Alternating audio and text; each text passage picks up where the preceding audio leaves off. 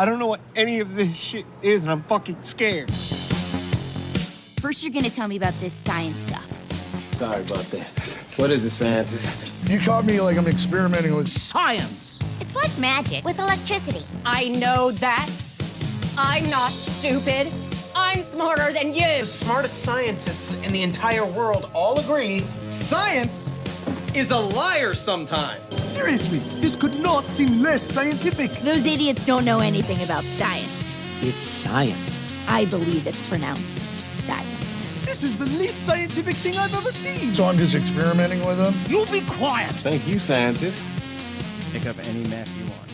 Yeah. You can make up all new symbols. You can use those fake bullshit other numbers from a couple of episodes that I already don't remember what they're called. And I'll never be able to check your math. Because it'll. One of these episodes, that's just straight up lie.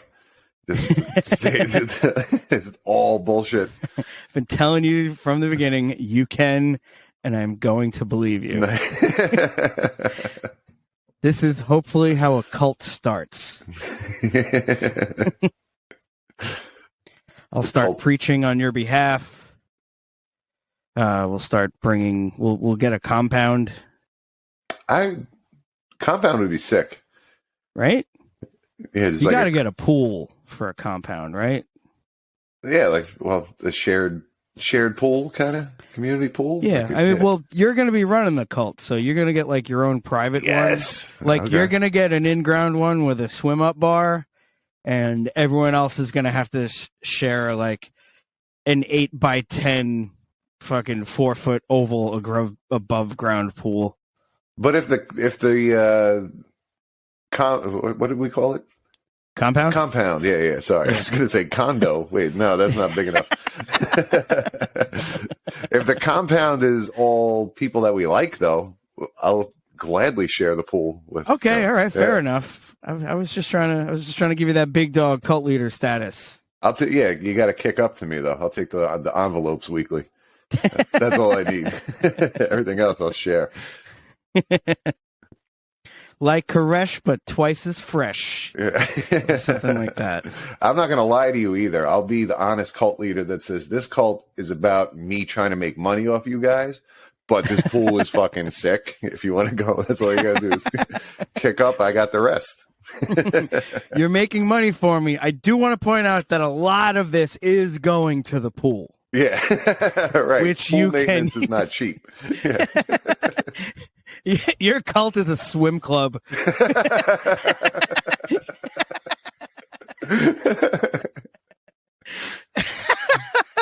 It could be worse, right? Yeah, better than the that'd be the nicest cult ever. Yeah. Instead of like the Hail Bob is coming, so we got to drink this shit and die. It'll be like, Hail Bob is coming. Let's get in the pool and check it out. Yeah. And this Kool-Aid has vodka instead of poison. Right. Which still is technically poison. Yeah, tomorrow morning might suck, but there will be tomorrow morning. So yeah, get that going for you. Yeah, and it'll definitely be near the pool and not on a comet somehow, just in case. Yeah. Imagine that. Imagine he was right and we're making fun of him, and we don't know. We don't know. This guy's just been getting shit on the whole time, and he could be.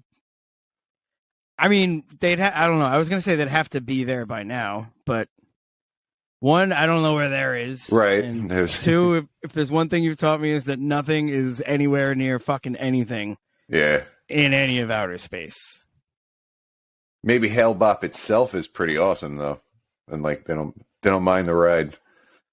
Oh, okay, all right. So it's like the interior of the interior of Hail Bop is it is a water slide.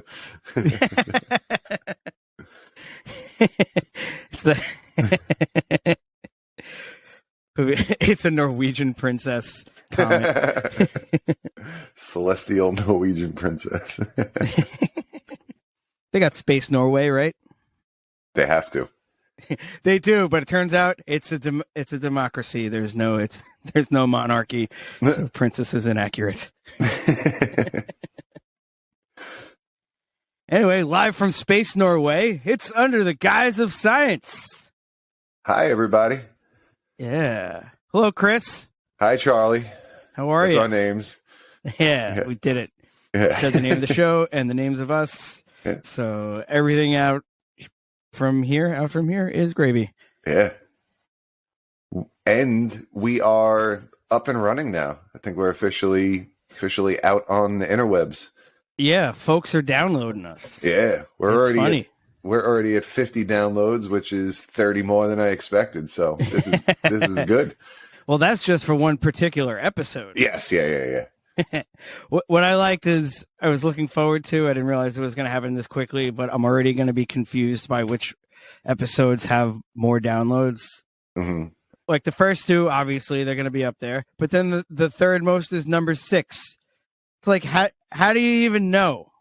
Yeah, interesting. How do you know to skip 3 through 5? Is that because I've been telling various text groups I feel like number 6 is where we really start to hit it? So they're like, all right, fuck these 4. Yeah, you know what? There it is. Yeah. Damn it. And we got to tell them you're missing context, though. 2 through 4 had, like, there's some foundational shit that we build on. Like, you got to, if you don't know Science fucking Magazine, you're going to be missing out on some jokes, I think. Yeah, it's where does this come up? Yeah. Well, go back and listen to Science fucking Magazine, the hottest science publication this side of the Salia Maria. Says right on the cover. Right. Yeah, you might be missing. They may not know right now you're a Scient, or I don't know if we decided on a fan name, but that might be it. I think we had that conversation and we just brought it up now. Oh, nice. So it's been about 2 months. You can't miss any episodes because you don't know what we're going to bring up when. You have to listen to this all in order. Start at 1. Start at 1. I'm like some asshole who has to ask. Yeah. If you have to listen to them in order. Right. What kind of piece of shit can't handle 1 through 7? I get if this were like, this is our 250th episode. Yeah, that's a lot to go. But there's 7 episodes out. You can do it. Yeah. I don't know why the recording stopped. Maybe my Wi-Fi signal dropped. So it's a song with the dead aircraft, or else it'll sound like shit. Just gonna start us right back up. But apparently, I don't know why the recording stopped. Maybe. Yeah. The only good thing about that failing right there, I don't know where it cut off. I guess we'll find out eventually. But you guys heard my favorite song.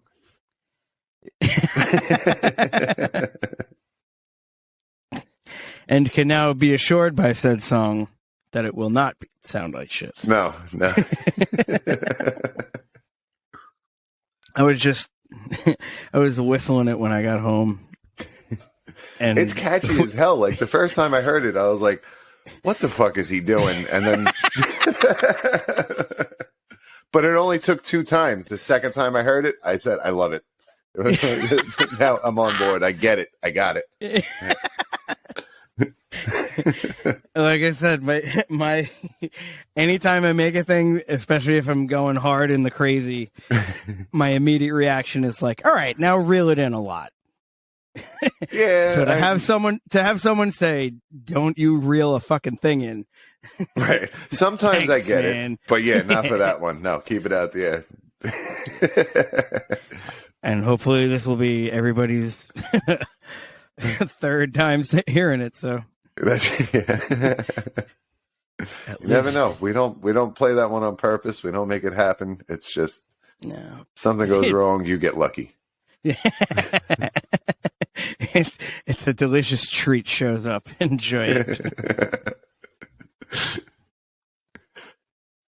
I was trying to make. No, I don't have an analogy for that. Huh. Oh no, it's like the flight's being delayed. Would you like a complimentary drink? It's like, oh, okay, all right. Now this isn't as bad, right? Yeah, and it's like a complimentary. I don't know. Not just a Bud Light. We're talking margarita or something like. Yeah, wow, absolutely. You guys got margaritas, like something. And you expect the little one that comes prefabricated. fabricated in a bottle, and then you just hear a blender going off behind you in the galley. Yeah. I only do frozen margaritas at this airport, so. All right. Maybe the flight can be late. I remember I was mad at a flight being late once. I don't remember the airline, so I'm not going to bury them. But whatever it was, I tweeted them, and I was like, and don't even bother DMing me or whatever. And they DM'd me, and they were like, "Hey, can we make this right?" And I was like, "Didn't you read the post, asshole?" I said, "Don't do this. This is I'm not putting this up there to like try to get something good from you. No, I was straight up letting you know our relationship is done." I'll take this home. You have see, I so don't have it that I don't even know the word. What is that? Conviction. Standards for treatment of yourself. A moderate to decent self-worth. But I'm sure whatever airline company it was is doing fine. I doubt I impacted the bottom line much. And I still had to fly home, so it wasn't like, I'm walking from here, fuck you, give me my money back. I'm still in California. I also like the balls of talking shit to your airline before you use them for the way back. Yeah. No, that was... Like, picture getting out of the limo, like, that you've rented for the evening, and as you're getting out of the limo, you're like, those drinks in the back sucked. It was the bumpiest ride. You fucking suck. See you at midnight. All right. And don't be late. I think it's because... Listen. And don't try to roll down that little divider. He starts to roll down. Hey, I just wanted to say, what did I say?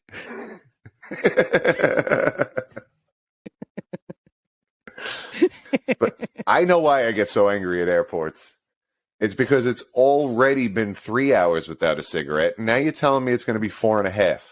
And there's not even like a little thing where I can go, because I get it. I'll smoke outside, but give me like, there's not even like a little 2-foot area. I could stand outside and not be a security risk and, you know, just calm myself down, and then I'll come back in and I'll wait a couple more hours. But, you know, I'm addicted to nicotine and furious at you because of my addiction. I apologize, but that's the reality.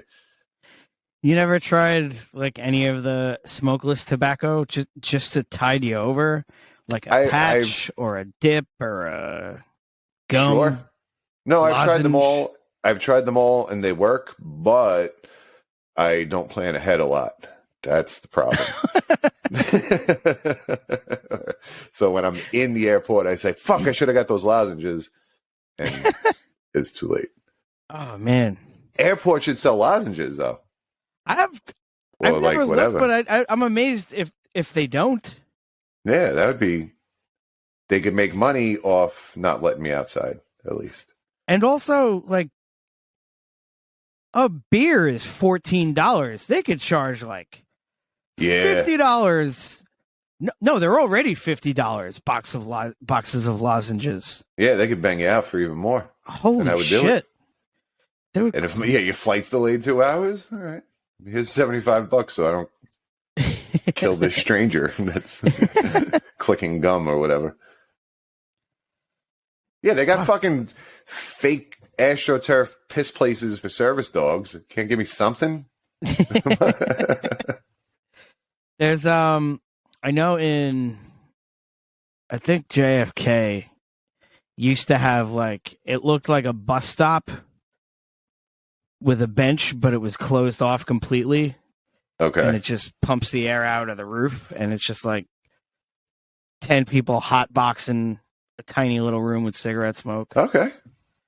I went to in Jamaica. They had one of those years ago. I was coming back from Jamaica. I mean, my wife, before she quit, she smoked at the time too. So we just kept going in and out of that thing because I think it was like a 7-hour delay. We were there for a long time. Oh. I don't know why the recording stopped. Maybe my Wi-Fi signal dropped. So here's the song with the dead aircraft, or else it'll sound like shit. This time we're not talking. You were saying something about a Jamaican airport? Yeah, Jamaican airport. they allowed smoking and sold Red Stripe. So you could have a Red Stripe and a cigarette in this one tiny room that, like you said, was fucking hotboxed. So it was, just stunk of cigarettes. But we hung out there, and it was like, all right, flight's delayed, no big deal. I'll just sit in here and drink beers and smoke butts. Yeah. And why do they make Red Stripe cans Red Stripe bottles so fat? I don't know. Yeah. Well. Oh, I wasn't sure if there was a punchline. No, I have no idea. It was stupid just to hold this stupid fat bottle. I don't need. Like, if my hand is that wide, I want 40 ounces. That's just. This Oh, if you're doing that much squeezing? Yeah, it better be worth it. Yeah. If I'm engaging my grip this much, yeah, there's got to be an ounces to grip ratio. Yeah, that has to be maintained. Like the more it's got to be a it, malt liquor. We got to make this worth a while. It's got to be a hurricane. We got to be OE something. Khan. Those are the days. Yeah. Airport in Mexico, the Cancun airport, has a I don't know, like a Guy Fieri's or a like a Bobby's Burger Place or something like that. One of those TV big chefs chain things. But they had a patio section, so it was just like a roof cutout in the middle of the airport, and it was $10 to get in. Okay. Unless you were sitting down to eat. Otherwise, you could just pay $10 to go smoke butts if you wanted to. Yeah. It's a sound business idea. That's like the gentlemanly way to make money instead of selling overpriced lozenges. It's like, no, just give us $10 and you can smoke the cigarettes you have. Right. I'm sure that makes enough money. It has to. And you're not even like, I don't know, using any of your resources to make that $10. It's just for somebody to come walk through and stand on a thing that was built years ago. Yeah. Like they put a wristband on you and that's it. There's your overhead. Right. Yeah. You got to pay for the wristbands. Yeah. 2 people come in, you made your money back for the month. Yeah. Right. Yeah. And everybody knows how much cheaper wristbands are in Mexico anyway, right? Right, yeah. It's notoriously known for its cheap wristbands and kidnappings. Those are...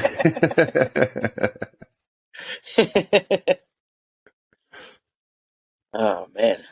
And I understand that, yeah, like as a smoker, I'll go away from you. I understand. I'm not one that says, well, I should be able to sit in the row behind you and smoke. No, I know.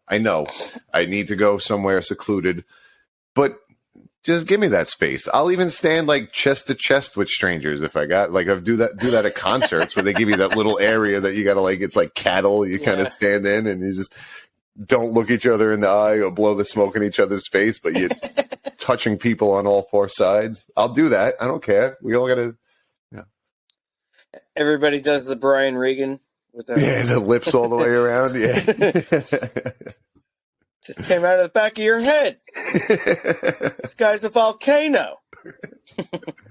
we learn what we got. Do what we got to do. We're dying. We're literally a dying breed. Just give me a fucking 3x3 area to stand. That's all. They're a dying breed. Yeah, let them. Right. Remember. Not Darryl Strawberry. Who is the other famous Met that was big on crack? Dwight Gooden, Doc Gooden. It was either Strawberry or Gooden. I forget which. Again, my lack of name remembering comes into play here. But whichever one of them was addicted to crack and got cancer. It might have been Strawberry. I said it was, but I think it was Strawberry. Mm. And they were busting his balls for smoking crack while he had. I think he beat cancer, believe it or not. But like at the time, it was like, just let him smoke crack. He has cancer. Like, can we just let the laws slide for he's Darryl Strawberry A, and how much time do we give him? Like, stop breaking his chops about let him smoke crack. Just let him. Yeah. Let him do it. It's not hurting anybody. He just wants to go out really fucking high. Yeah, or at least let's at least rule out that crack doesn't cure cancer. Hey, yeah, we don't know. That's the perfect willing test subject. Maybe it did. He's still alive, I'm pretty sure. Yeah, all right. So crack off Schedule 1 at least. Let's at least get it to Schedule 2. And right. yeah, I guarantee what do we you have to lose? Crack would still get to Schedule 2 before pot would. I guarantee it. Yeah. It's just so many people are just hell bent with no. Yeah. No. Anything but that. Stupid. I lived in Massachusetts when it got voted and became legal, and then they actually started opening up dispensaries and stuff like that. But Massachusetts, it's a commonwealth, so each town then got to decide whether or not they would allow recreational dispensaries or businesses to open up within the town limits. Mm-hmm. So my town said no. It was all like the people that went to vote for it were like me and a bunch of blue hairs. It was all senior citizens. Like everybody talks a big game, but doesn't go out to vote unless a president is on the line. But so it was like me and my wife and everybody over 70. So they all said no.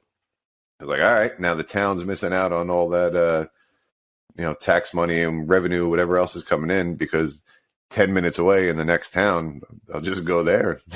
Yeah. Stock up. Yeah. Is that Commonwealth deal? It just kind of laissez-faire with the towns?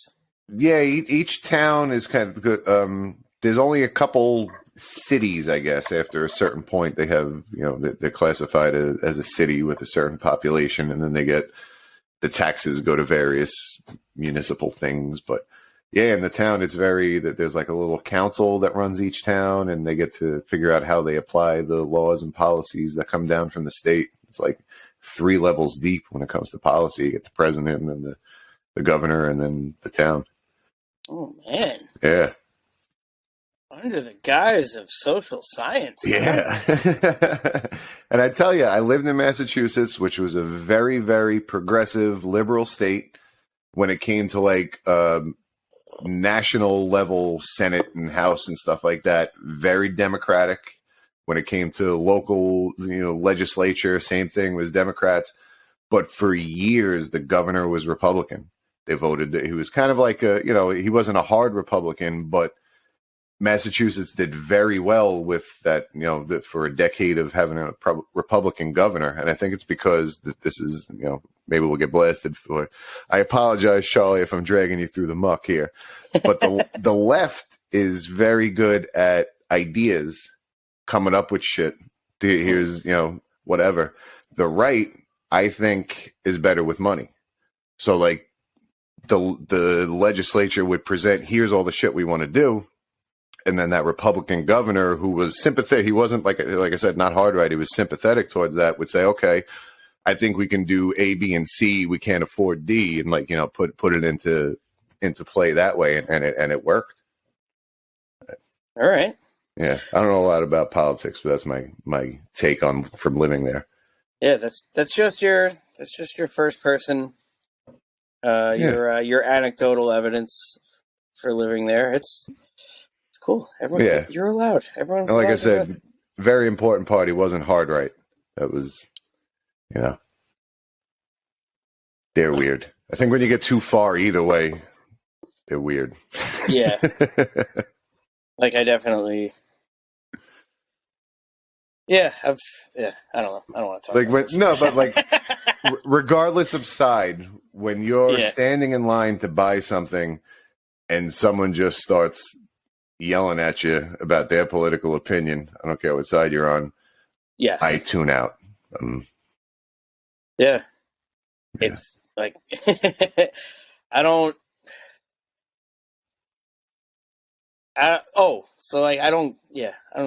don't need to see everyone's car covered with everything anymore. You know what I do? I vote. What's that? you go. Annually. Better man than I. Oh, really? No, like clockwork. Me and Amanda, we're big voters. We bring the kids. Okay. We got to deal with that bullshit. But yeah, because you can't say shit otherwise. And especially at a local level, there's people that disagree. But I feel like at a local level, that's like, you know, these people that you're voting for, and you're like, I like this guy. I know him from around. Like there was one not governor. He was a representative that we have. And he would come to like the Little League parade and stuff like that. And he grew up with the people that were coaching. And so, you know, I feel like putting him in there, he gives a shit about us. And that's the person I want representing my area, the guy who grew up here and gives a shit. Right. So that absolutely makes sense. Yeah. So hopefully that's not too controversial. I know this is we're dipping toes in dangerous waters. Yeah. Yeah. Yeah. I get all my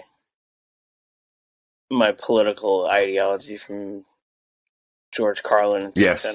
George Carlin and Sick of It All. I've said that before. That's all my political takes from Carlin and Sick of It All. Pretty good. Yeah. That's pretty goddamn good.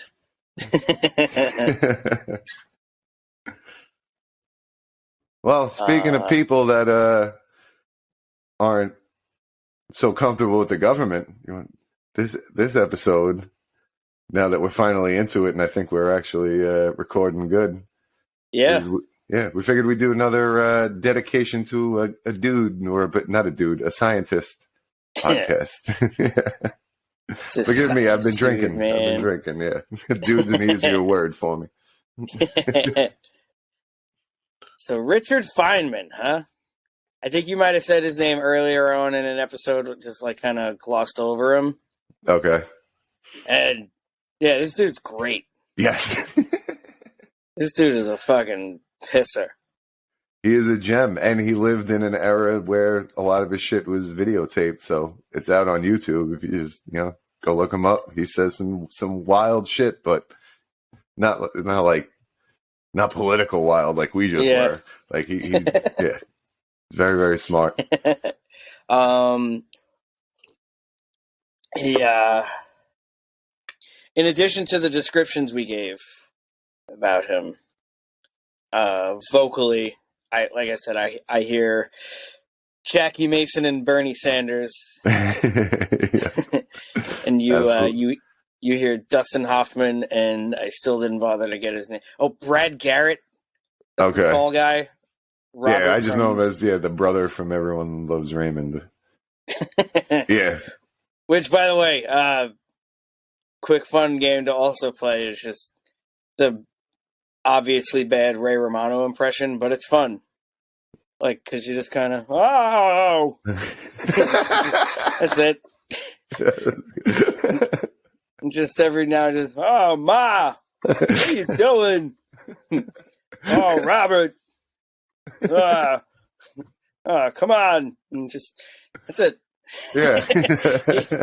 You don't have to string a sentence together. You just kind of make frustrated noises.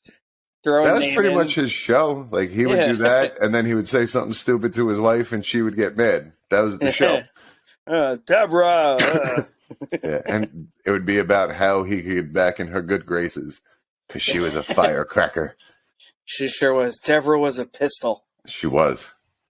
What are we talking about? Everybody. Oh, right. Brad Garrett. There we go. Yeah. Okay. In addition to those, I would say visually, he's got a bit of Michael Caine to his face, at least in the video. I can see that. Yeah, like even though he's not British, but being interviewed by British people. Yeah. I love his smirk when he's saying something that's like unbelievably smart and hard to comprehend, and his little smirk, like, it's cute. This is so silly. It's like, say that sentence again, because you're acting like that's, your daughter just, I don't know, read a word or something. Yeah. There's no way he, didn't curse like a sailor. I'm sure, yeah. He looked like he drank, camera. Too. Like, definitely lots of, don't tell me that, you son of a bitch, you bastard. I can see it. Yeah. Yeah. And I don't know if you wanted to start directly with just talking about the video, which will be linked. It's kind of a long one that you sent me, but I was hooked immediately. As soon as I realized he was going to talk like that the whole time, I'm in. Yeah, it's only what's a half hour or so? I mean, it's long for YouTube videos. 36-ish minutes or something like that. But back in my day, that was a TV episode. You can handle fucking, yeah. There's no commercials, but whatever. And just I had to rewind a couple of times just because I kept getting caught up in like the production values of it. Like I was just watching like the terrible graphics from the early 70s and like the cheesy loungy music, and it just sounded like record crackling in the background for the entire video. That's what audio was. Yeah, audio.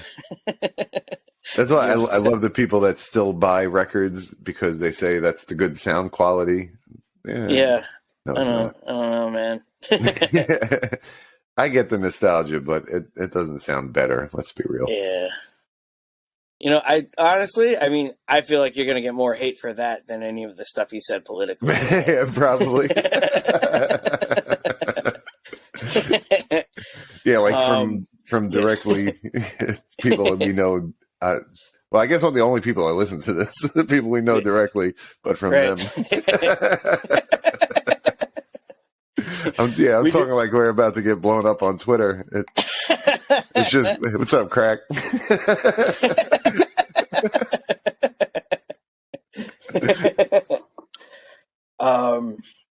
But yeah, everything about, and it was, I didn't realize it at first. It took me a little while, and I realized how well Monty Python was getting the fake docuseries.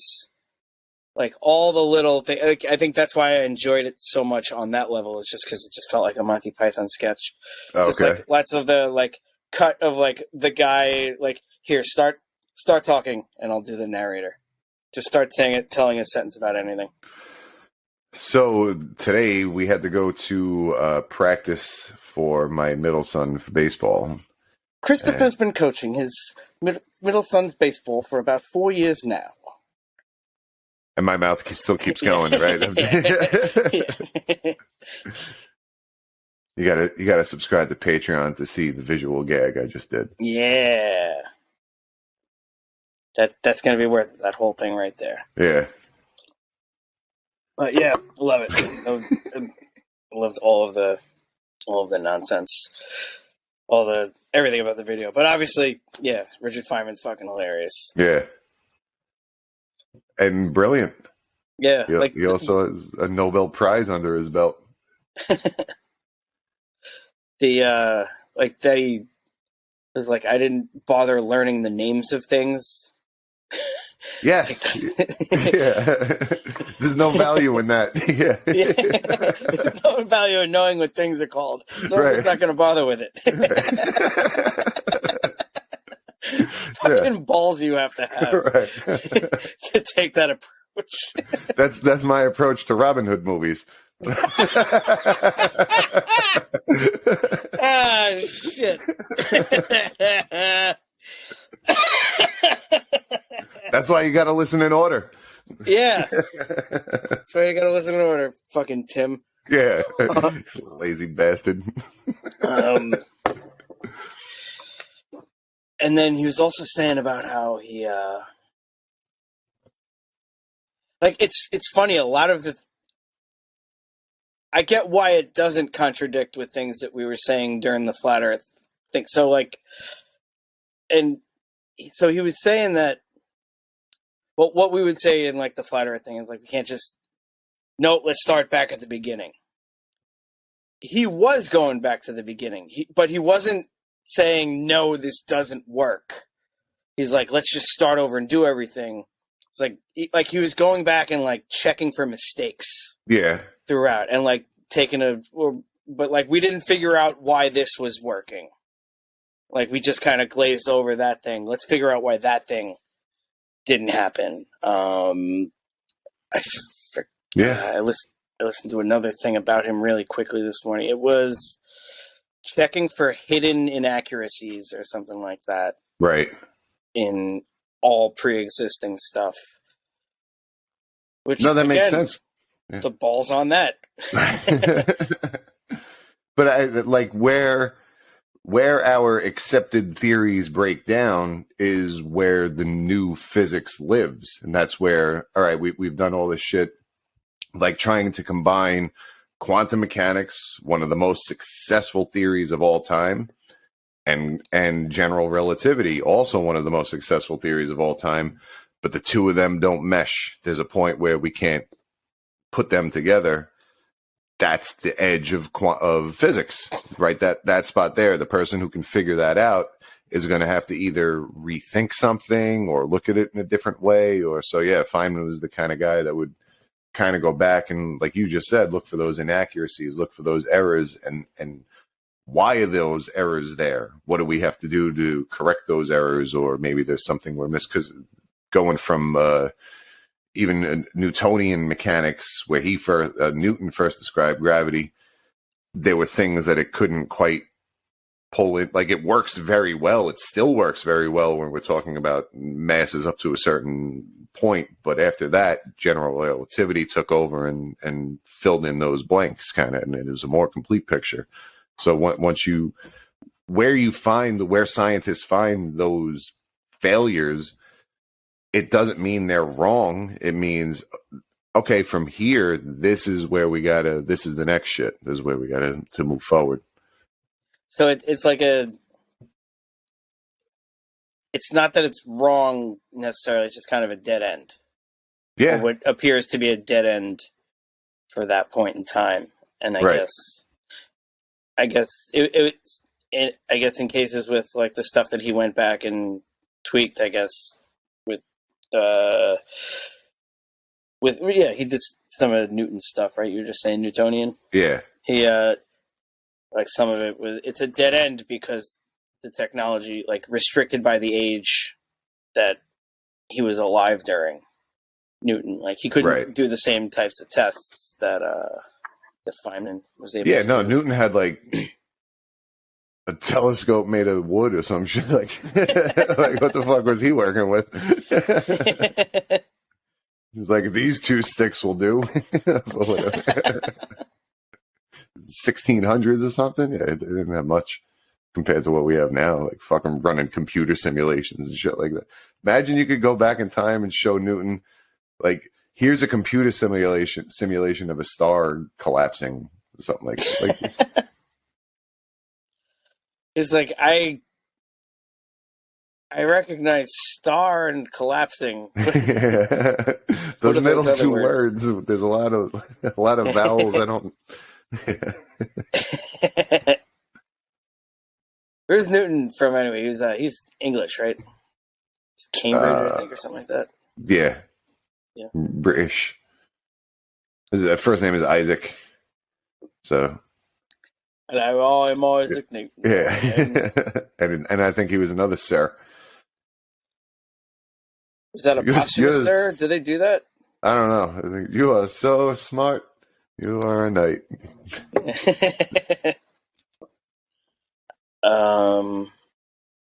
see, find him right now. Where are we? Oh yeah. So yeah. He reached dead. Like if you get to a dead end, you got to double back. So that's kind of what he was doing, going back over stuff and doubling back to kind of course correct and move forward. So he was just taking over other people's saved games and going back and doing all the really hard side quests. Yeah, and doing them right. To get everybody back up to 100%. That's a good way of looking at it. Cool. Nice. Yeah. I'll be the Feynman about talking about Feynman. He used so many good words too. Like, not just like phrasing.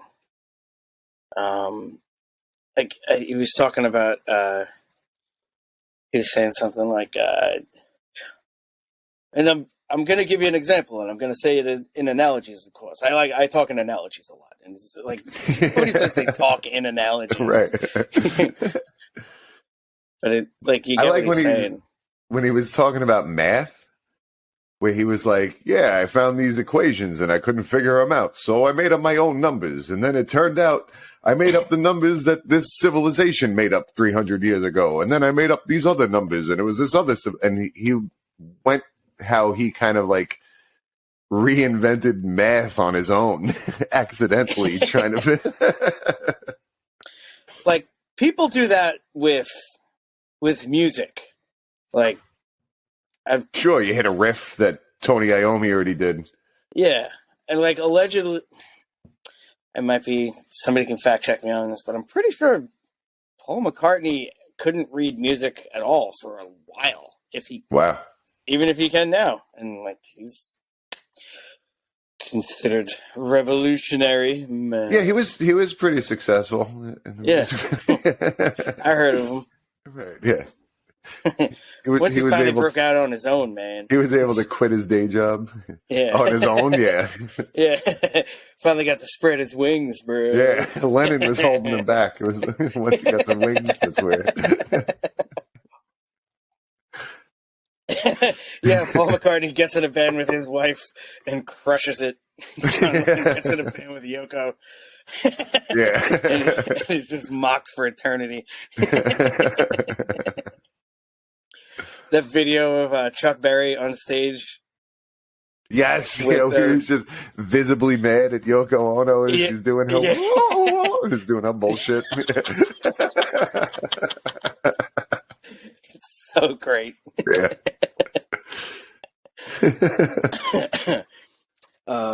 Let's see. Taught himself to do equations, and that part was just where he was talking about his whole I just figured out all of this kind of thing on my own without. Yeah, I was like this didn't make sense, so I reinvented calculus in my dad's garage. And that's oh, is that what you did at fucking 9? Whatever. Like what? I find him very relatable, and please allow me to finish. As in, I see common traits with me in that you have so many things to say at once that you don't finish words a lot, and you can be a steamroller in conversations at times. And it's not that you don't want to hear what the other person's saying. It's just, I'm not done talking yet. Yeah, like even cutting yourself off. Where you're saying something, then cut yourself off, and then cut yourself off again, and then come back around to what you were originally saying. Like derail like that, or even like he's like, and then we tried some experiments on that, and we read some experiments, and then we like he just doesn't have the time to say the entire word that he's talking about. Right, he wants to get to the next sentence now. Yeah. One of my favorite parts of the whole video was actually wrote the quote down, or just at least the context anyway, because it was just so funny. When he was talking to Sir Fred Hoyle in the pub, and he couldn't get a word in. Oh, the other dude, Fred Hoyle could not, like the whole time Feynman's talking, and it was just like you could have had like a cassette of someone just making active listening noises, and it wouldn't have sounded any different. Like it was just, yeah, go for it, yeah. Yeah, well, Feynman was like, A, this camera followed me here, and B, I'm a little bit drunk, so a little bit loose. Yeah, it does. It loosens the science up. It does. It does. We've established that. Yeah. The guy finally gets a word in and brings up that the laws of physics that we know, like just the idea that, or they're talking about that just because the laws of physics now, that doesn't necessarily mean that they didn't change at some point. Oof. Like they could have shifted at some point, just and the guy was starting to say something about whether or not it's a constant change or possibly something that caused a change in the laws. And the guy is a sci-fi author also, and Feynman jumps in with, you're the spectator or the speculator, and you think differently. I think of the possibilities, but I'm afraid to put things in. I think the dark is too big to speculate. It's not much use at guessing. Like, he almost has like a walking cadence. Right, yeah. Yes, yeah. There's a little of that too. And especially like, he'll do the exactly. Like, he'll whisper to accentuate. But, so he says all that to him. He says, I'd love to be able to think like you, but you're different, and I would love to discuss that with you at some time. It's like, dude, you talked for 5 minutes, and he finally talked. Right, yeah. And now you're fucking cutting him off, telling him you'd love to talk to him. Right, yeah, now no time like the present.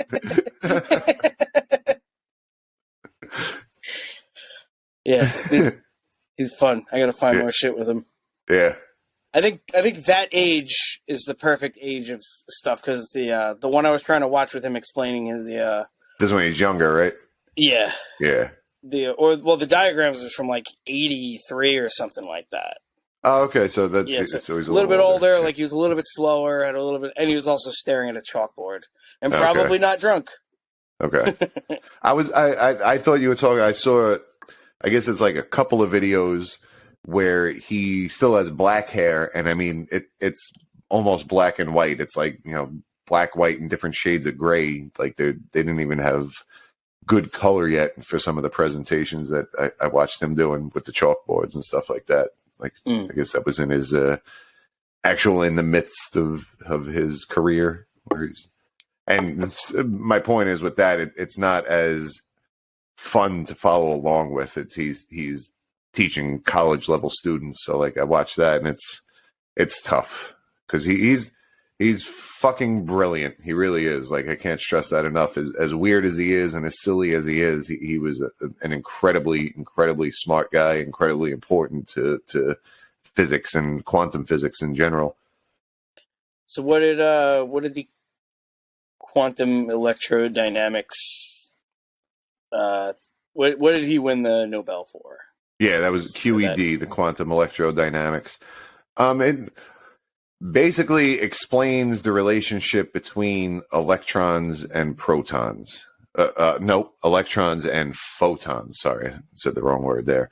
Okay. Just there's instances where the electron can emit photons, it can absorb photons. Photons can decay into electron-positron pairs. Electron-positron pairs can annihilate into photons. Like, it's all about, at the quantum level, the way electromagnetism and light and the actual electrons communicate with each other and associate with each other and stuff like that. So fucking magnets, how do they work? This motherfucker knew the answer. Yeah. Yep. 100%. He knew the answer, and he was writing equations that could actually describe the answer and describe the outcome and stuff like that. That the bubble tube test thing that that's cool. Was getting explained. That thing was neat. Yeah. Can you roughly explain it? Because I can't. Yeah. So, like, we know the 3 states of matter. You got the 3 most well-known ones. There's actually other states of matter too that we can talk about on future episodes and stuff. But we know solid, liquid, and the solid, liquid, and gas. That's the third one. That's side note. Our friend Tim texted me, and he was like, "Wow, I didn't know you were that smart." And I was like, "I'm really not. I don't know why. If Neil deGrasse Tyson says it, I absorb it, but I can't remember the name of fucking Richard Dreyfuss or the other guy. The guy I can't. One of the most famous. Dustin Hoffman, one of the most famous actors ever. Yeah. So no, it's. God damn it, I don't know why. I was gonna say Ben Kingsley too, just to see if it would fuck with you. Just be like, oh, all right, Ben Kingsley. I'd love me some Ben Kingsley too, but yeah. But anyway, yeah. For whatever reason, with the physics stuff, I retain that, but not other shit. So it sounds like I'm smart, but I'm not. But I will counter that with you can answer follow-up questions. So at least, if nothing else, you're retaining everything. I mean, except for names of things. Right. But no, it's amazing. But that's I can't Feynman's believe. deal. Yeah, that's true. Names aren't important. They're of no use. We don't. Names. Right. Yes, Feynman fucking validated my whole. Nice. So anyway, 3 states of matter: solid, liquid, gas, and we know heat and pressure do similar things.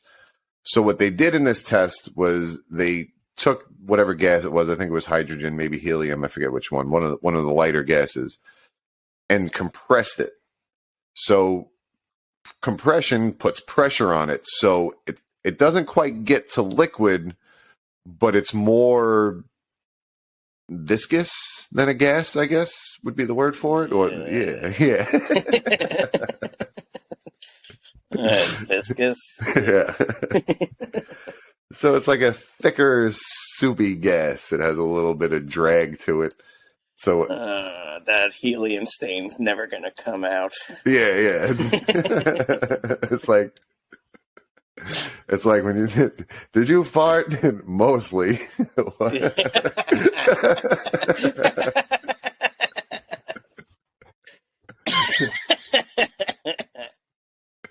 Yeah. So that's the kind of thing you got going on in this pressurized chamber. And they shoot other particles through. I think he said it was protons or whatever, quarks, whatever it was. They're shooting other particles through as fast as they can, approaching the speed of light, getting upwards of some high percentage of the speed of light. And when it does that, it actually, because now the molecules in this gas are closer together than usual, if it was spread out, they would just fly through and may not interact with anything. But they squish it down, so now these molecules are closer together.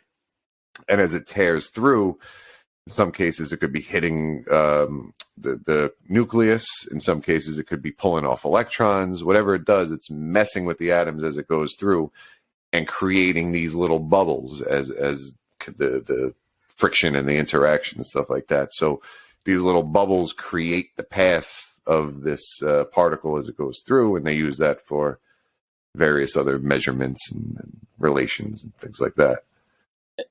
And so is that the same basic, is that how they split atoms for atom bombs, or is like that kind of like what, that's where that's approaching that. And he was, one of the other things he did in his career, actually, that was the next step on the thing, was that he worked on the Manhattan Project. So he was part of that team. Yeah. That's right. He doesn't seem terribly old in the video you sent. Yeah, but I guess he's a little older. He died in what, 88? I think it was 80, yeah, late 1918 80s to 88. But still, I mean, if you've already figured out shit from 300 years ago by the age of 14, yeah, that's only 1932. So yeah, he would be. He was the young hot. He was the bad boy of physics.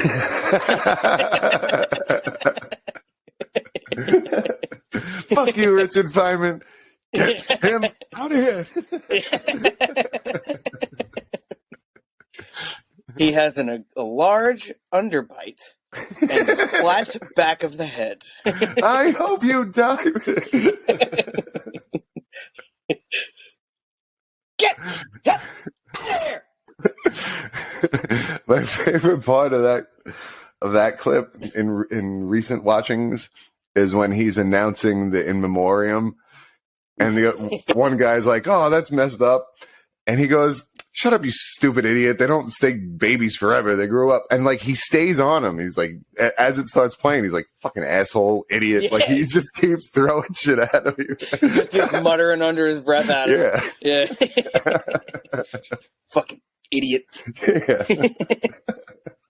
Stupid fucking asshole. Yeah.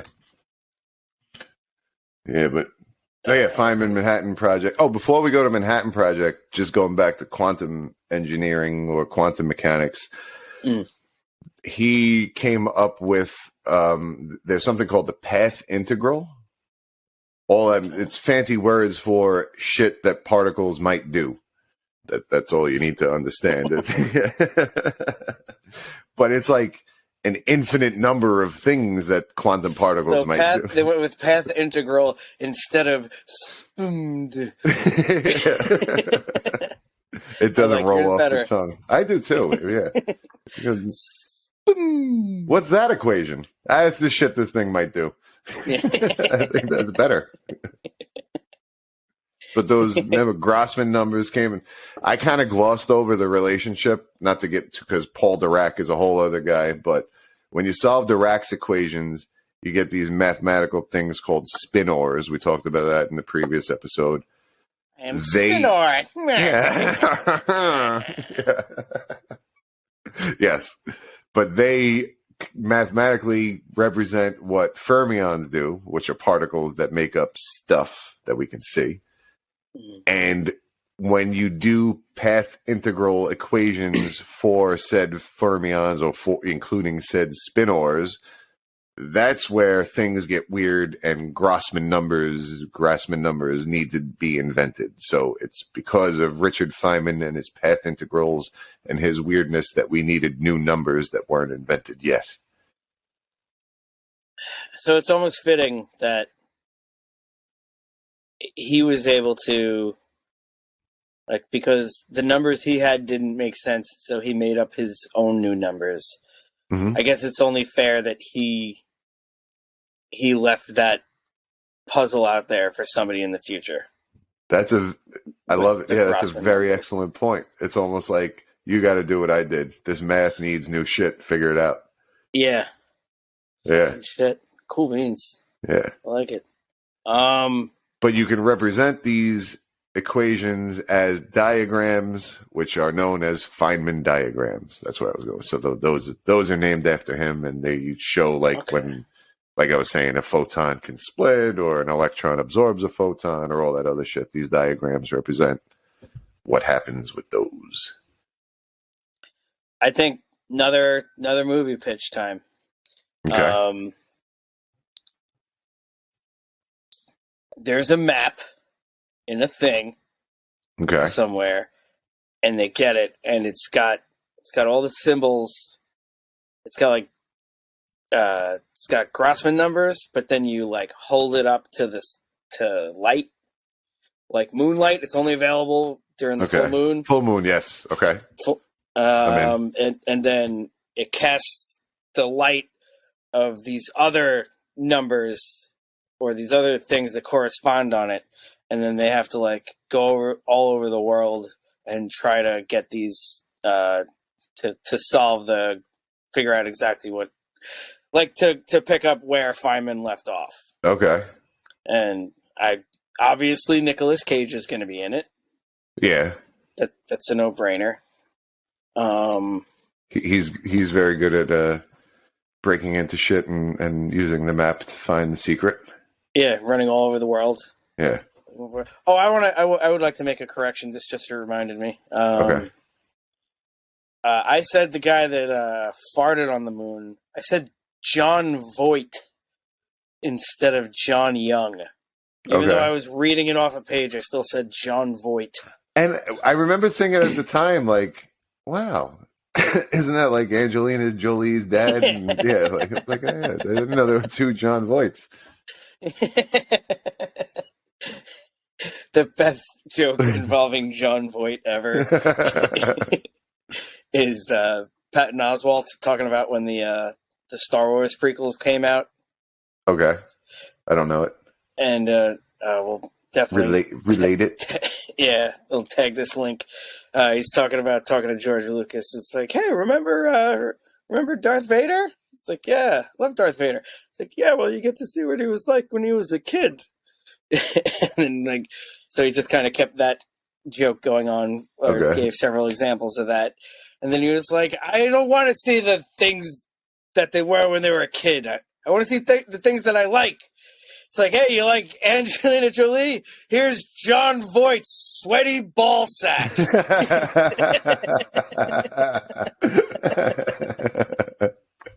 So anytime I hear his name, I think of his balls and then his daughter, in that order. Okay. Wait, so does that mean I won the moon contest? Does that disallow a full point? I don't know. Yeah. Well, does that? I don't know. I don't know how. I remember how much you won by. I don't know if it was 1.5 or just a half. I don't either. Yeah. That sheet of paper is right over there on the floor where it's been since we recorded. So I'm sure I could just slide the old foot over. Scooch it. Scooch it over this way. All right. I'm done with this.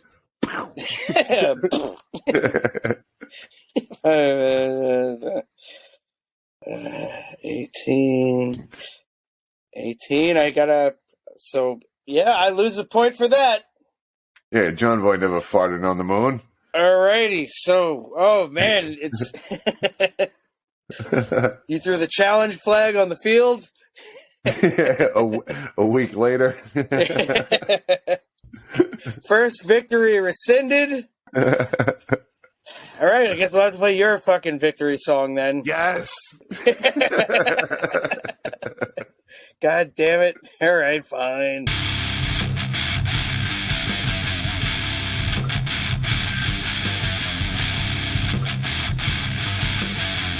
Chris won this week's contest. Of us, he did the best.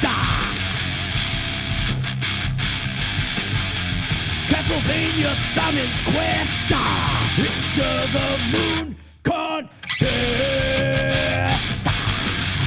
Stick that in your moon and smoke it. I do want to bring up there with this.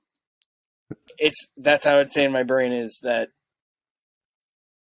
even though it's pretty much the exact same song, and even though they came out of my head, I was still jealous of the one you got because I liked yours more.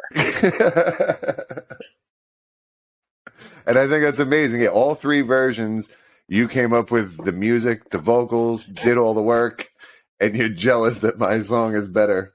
Yeah. And it would be amazing, like I said, if this was the creative difference that broke us up as a show and as friends. Like, oh, he's mad at me because he liked the song he created for me better.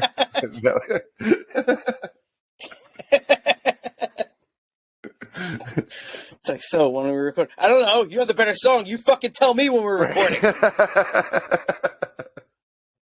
You have all the good ideas, huh? Oh, so the music, yeah.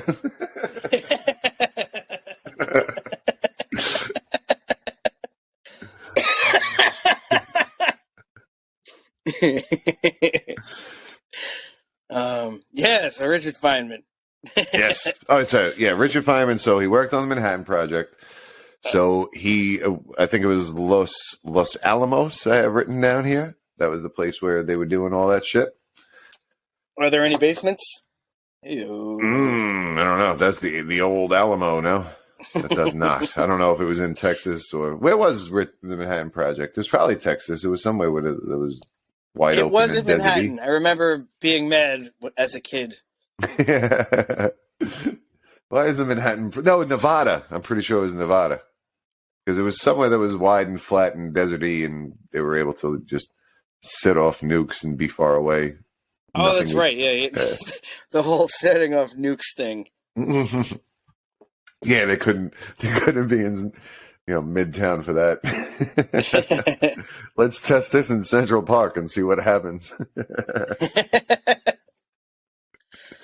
Yeah. New Mexico, Los Alamos, New Mexico. Okay. Good job Googling. Yeah.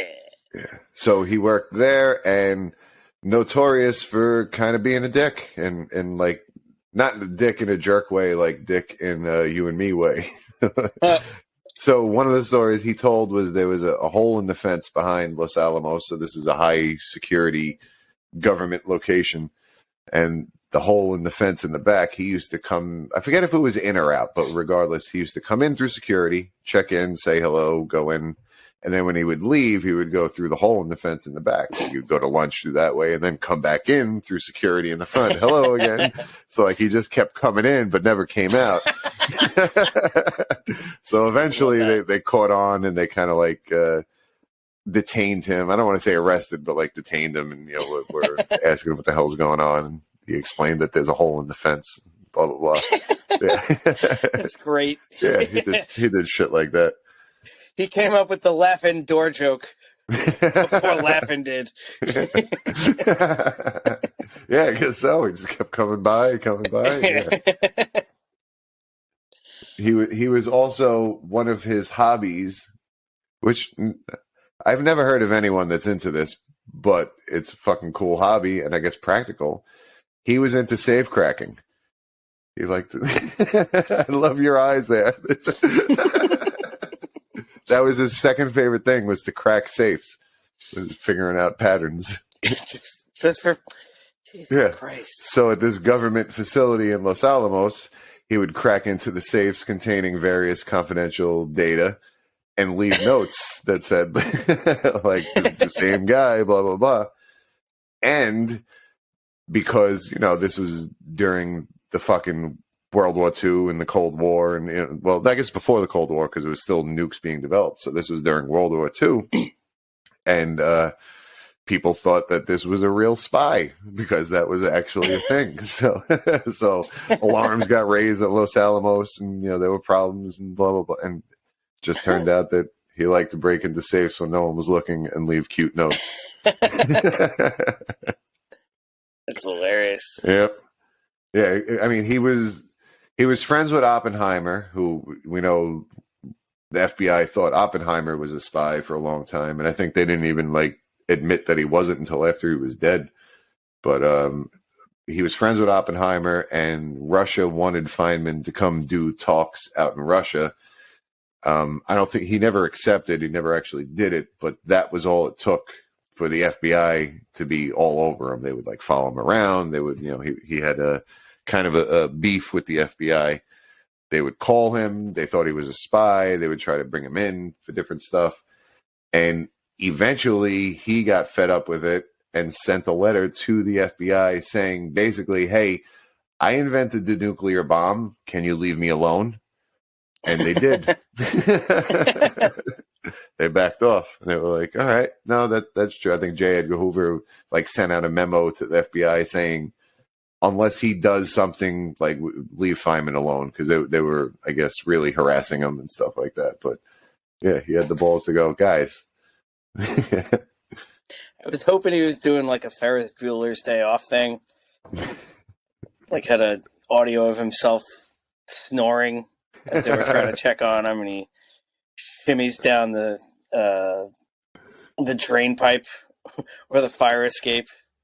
You walk in the room and open the door, and he's going, and an electron and a positron annihilate and become a photon. Yeah. Or an electron absorbs a photon and moves in a different way. Or an electron emits a photon. It's all right, he's still doing his nerd shit. He's on a flight to Russia.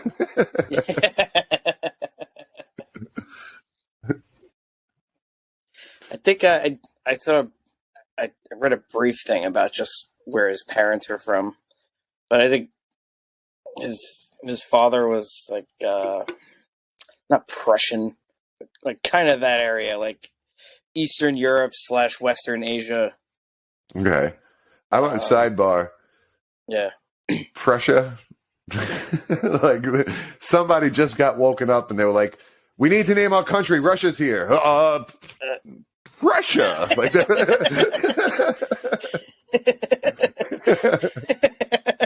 Russia, that's taken. Prussia. Russia's taken. All right, don't put so much pressure on me. It's like, no, that's it. Prussia. Yeah. You beautiful bastard. You did it. Walked up all proud. Here's our country. Yeah.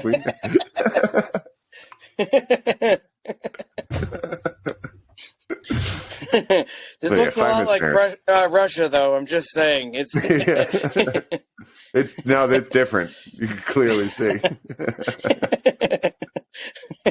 I came up with this independently. I don't know where. That's so weird. So weird that you guys are Russia, because I just came up with this by myself.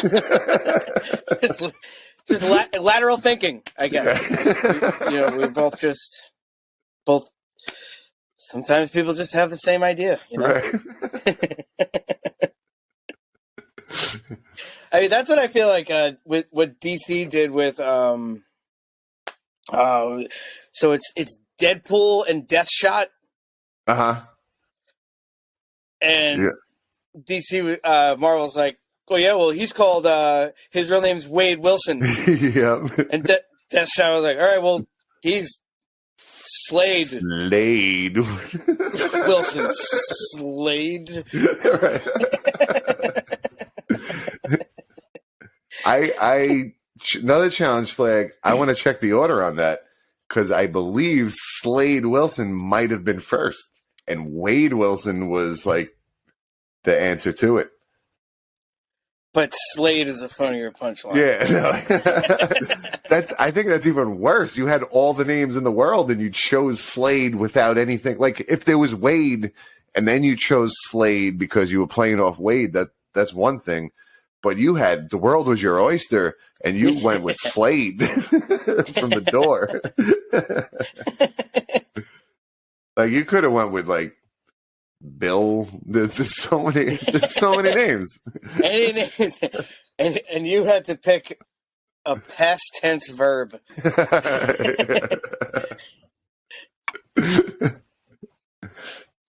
Slade. Wade is a present tense verb. So there, even both of their names are verbs. Jesus That's true. Christ. Yeah.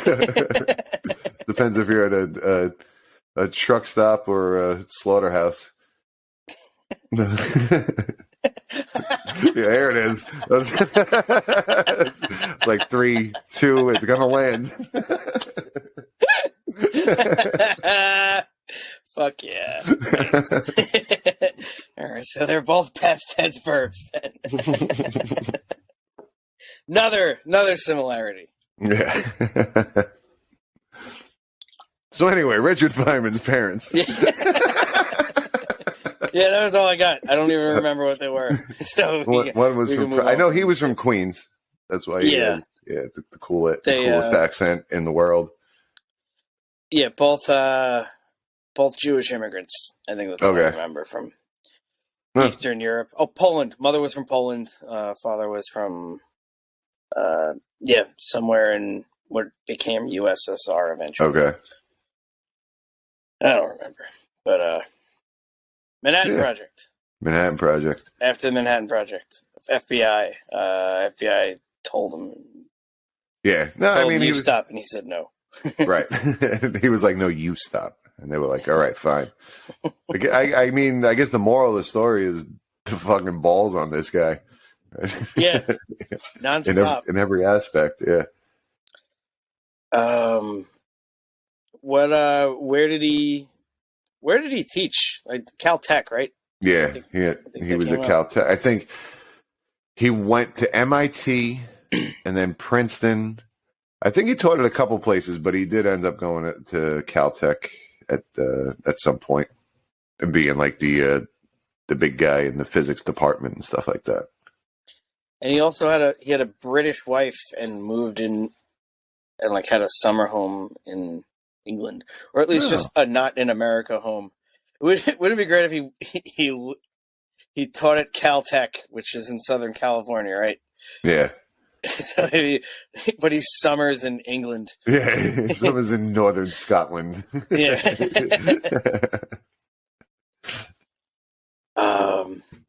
Did he get to meet any of the hotshot physicists of today? I believe so. I think he taught some of them. Okay, if I'm not mistaken. I'm pretty sure Rich Carroll.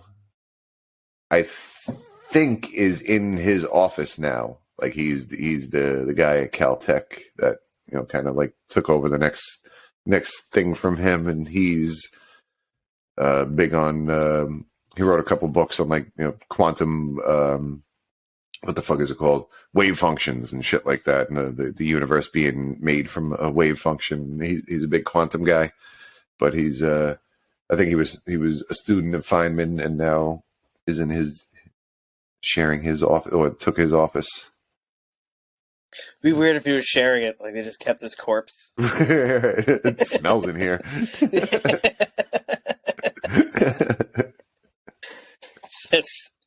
His corpse has been in there since 1988. It's his office. Show some respect.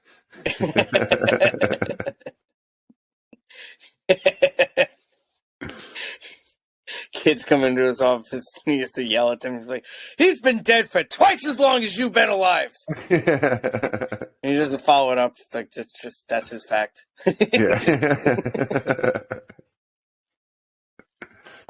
Sagan, did he ever, like, high five Carl Sagan somewhere in public? That I don't know. Know. I hope so. Like the two of them, if they got a chance to work together and put their brains together, probably some magic would have happened. If it didn't, I mean, who knows? Maybe there's some magic that happened that I don't even know about that would kind of take as granted now. Oh, that reminds me.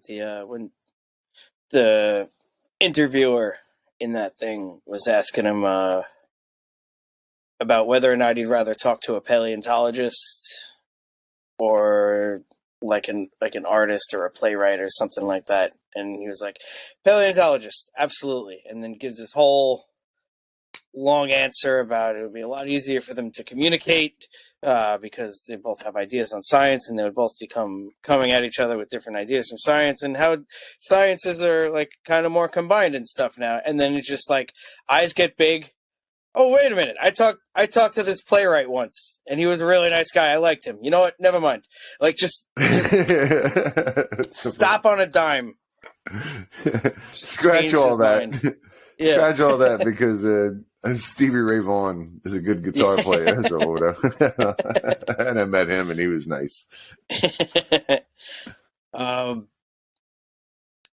And there was another thing he was saying about just like how chaotic his brain was. Like by the time he would commit to any type of a speculation, he already had 7 other different ideas about it.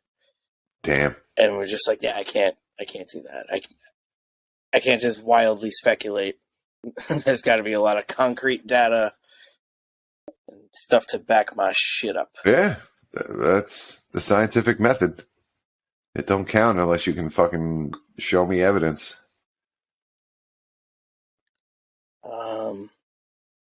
Oh, shit. What was that article I sent you? Hey, look. I forgot all about that article, because that tied... that's why we picked... I see 3 Mishu Kaku memes. See, scroll through. Run the Jewels. Where is this article?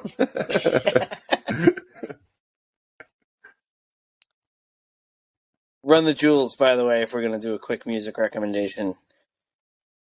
Fuck yeah, man. Yeah. I will say that, like, I've gone and listened to their albums. I don't necessarily like all their songs, but the songs that I like, fucking love. Okay. Like, all the ones on that playlist you made, all home runs. Yes. All out of the park. My playlists are always home runs, motherfuckers. I wonder if find me on Apple Music. Christopher Allen. Oh, for all the folks out there? Yeah, for everybody that doesn't know me now, personally. Just to be clear, this is not the Christopher Allen that lost on American Idol. No. Is it? No, it is not that one? No. Okay. Just making sure. You don't want people to get confused. That guy's KRIS. CHRIS.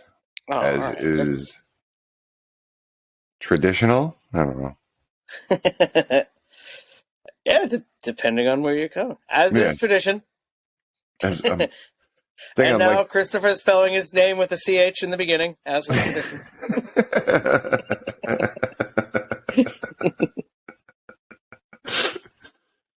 The whole Bible. I don't see the article.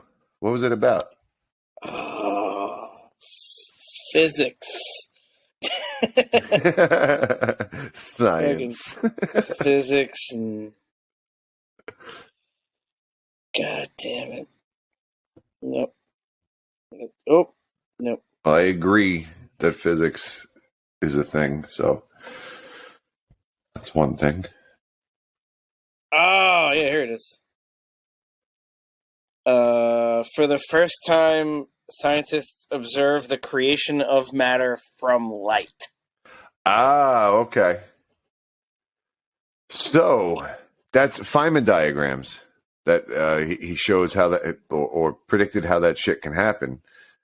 Because I think we talked about this previously, that the empty space, like the vacuum, is kind of frothy.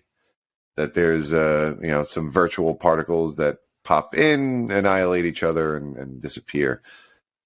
With the diagrams, or with particles in general, photons can split and become matter-antimatter pairs, or electron-positron pairs. That goes back to QED, quantum electrodynamics, and his diagrams. It all ties into that. So, I mean, a lot of this is theoretical, mathematical. I can give a link to Feynman diagrams that kind of breaks it down and shows how they work. And all it basically is lines that show over time, this thing touches this thing, there's some kind of interaction. There's real particles that come into the interaction, an infinite number of virtual particles and scenarios that can be exchanged within this interaction. So it's almost like a fuzzy cloud, and then real particles that come out of it. These diagrams show what happens within that fuzzy cloud space. There are cases in the diagrams and in the math where a photon can split and become an electron and a positron. The only reason it can do that is because they're two opposite charges. It doesn't break various violations or various conservation laws. Most of the time, what happens is the photon breaks, electron-positron pair, then they go back together, annihilate each other, and the photon comes back. So basically nothing happened as far as the universe is concerned, but something did happen in the math. There are rare cases where these virtual particles can get enough energy and stuff like that they become real, and the photon can split into real electron positrons that go out in different directions and don't actually annihilate each other. So that was all theoretical, that was all mathematical, but based on what scientists are doing now, they saw it happen. So what does that mean for, or it's still just like not even learning to crawl yet? Like it just means making cars out of light, right? I guess the best. No, it's not at that point. It's just kind of like confirmation that Feynman was right, or the quantum physics that predicted that was right. Yeah. Cool shit. Yeah. I mean, and it was kind of like a given that he was going to be right, because like we don't know what the hell's going on in the sun. We have mathematical predictions, and we have our standard model that shows the forces, and we have all these things that make sense. And we're like, this is what we think is going on in the sun. We have all this other evidence to support it. Let's try to recreate it. They figured out other things. We think there's this strong nuclear force that holds the atoms together. Let's try to split it, and there's your nuclear bomb. So yes, we haven't been to the sun to experiment and observe and physically see what's going on in the sun, but our ideas were proven right because we were able to harness nuclear fission in this case. So it's kind of a similar thing that all these ideas are right. So the whole coming up with how to split an atom, like that idea was based off of what's theoretically happening in the sun. Pretty much, yeah. Because shit. Yeah, first they had to figure out the forces and the virtual particles exchanged between the real particles that cause these forces or put these forces into effect. And then from there to know that, okay, you got this energy that's holding these atoms together. When they're squished down and form something new, the energy is released, and that's where we get sunshine. What happens if we break them? What happens if we shoot something fast enough into these big, unstable nuclei and split them? And what will be released from there? And all that theoretical math, then they were able to do and actually split an atom, and there was your nuke. I've seen too many movies, so I don't remember hearing someone say, like, by harnessing the power of the sun. Yeah. I don't That's know Spider-Man 2. Oh. Yeah. Is it? The Sam that's Raimi right. ones. Yeah, it's Dr. Octopus. Yeah, it's Dr. Octopus. That's where I heard. Yeah. The power of the sun in the often- palm of my hands. I often get Richard Feynman and Alfred Molina confused. A lot of folks do. And I don't think either one of them can be terribly offended. Well, one of them's unfortunately passed away, so. All right, yeah, so I guess Richard Feynman, if he could be jealous. Yeah. Richard Feynman, I think, would be a fucking fantastic guest for this show, because he would drink, he would be silly, and he would be smarter than us and teach us shit. Those are the three criteria. Yeah. To be a guest on our show. Yeah. And it doesn't even have to be completely smarter than us, like just about what we're talking about. I was going to say number 3 is optional. Just drink and be silly are the requirements. If you're smarter than us, that's a bonus. Another thing I liked about Feynman talking is, like, he talked so quickly, but I was never, like, not keeping up. And there were almost times that, like how dynamically he spoke. Like, he'd be speaking quickly, and, like, you're like, I'm with you, but I'm like, hanging on. And then he'd stop for a second, and just, like, kind of, and it was almost like you, like, so you could catch up. Yeah, just whipped up and caught up. It's like, all right, cool, my brain's with it. All right, start talking fast again. Right. Yeah, he kinked the hose just for a minute, let the water build up, and then let it go again. Or like if he's driving the boat, pulling the tube behind, it's like you're barely holding on. And it's like, all right, straight away. It's just like, big right, straight away, slow it down. Yeah, Richard Feynman is big on tubing.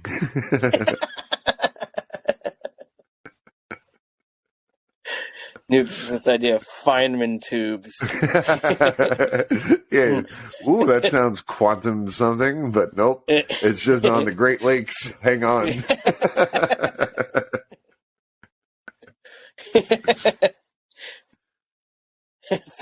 Feynman tubes. They'll almost throw you off.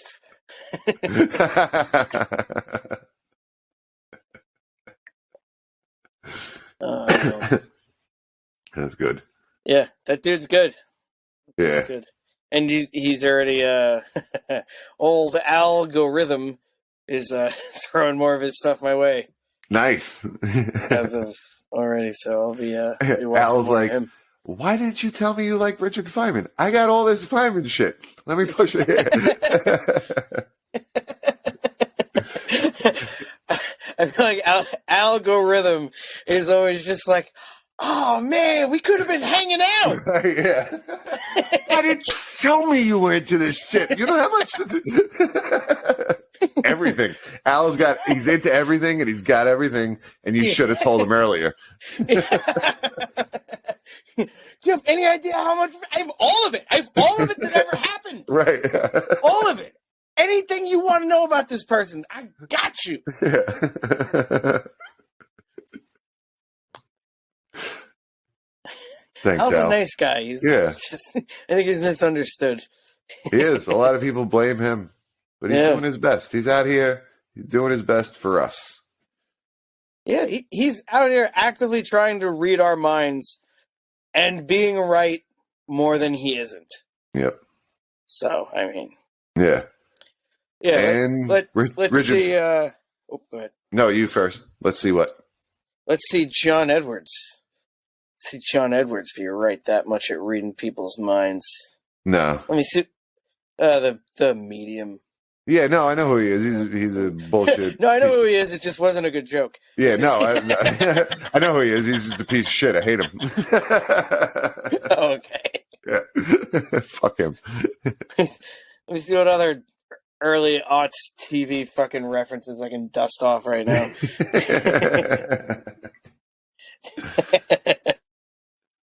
Yeah. And the best thing, Richard Feynman accidentally invented algorithms when he was 11 years old, and he was trying to put something together. And it turns out the Middle East invented these in the 1100s, but I couldn't figure out how to. And I came up with it too. But I had never been to the Middle East. I never had anybody teach me who'd been to the Middle East as well. So I just came up with my own, and it worked just as good. So I say, you don't know something, make your own, and see if you can make it better. Damn, for fucking 2 videos, you kind of got that voice good, man. Shit. I've been practicing a lot today. So, excuse me, can you help me, sir?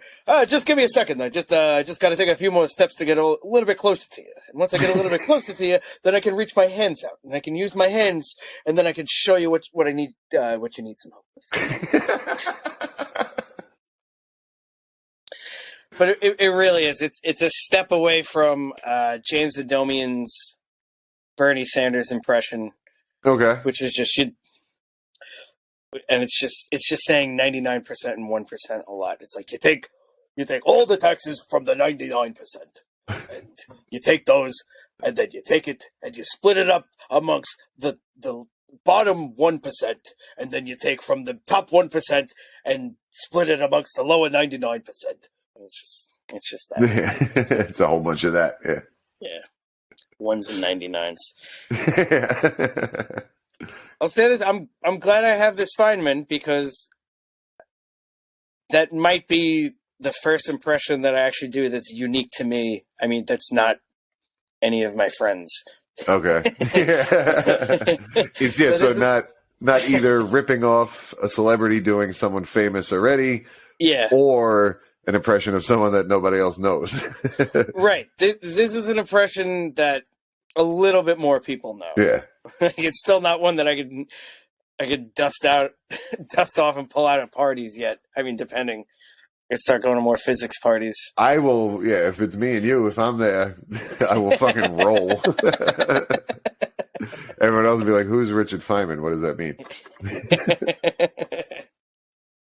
Well, here's the thing about the remote. You gotta, when you pick it up, the first thing is pushing the button. Yeah. See, the first thing you ask yourself, who is Richard Feynman? And then you just take it at its word. Who is Richard Feynman? You really think, who is Richard Feynman? Is there a lot of Richard Feynmans out there? Is it one specific one that you're talking about? That works. Yeah, whatever. I'm making you laugh. That's the end goal, anyway. Yeah. Yeah. Feynman's cool shit. Yeah. One of the best. All right. I think, this is with the two with the 2 recording slip-ups. We are easily at an hour and 40 right now. 2 recording slip-ups, and I think 3 songs are going to be put into this. We got. Oh yeah. I guarantee you know one of them, and I guarantee you're going to know it again the second time.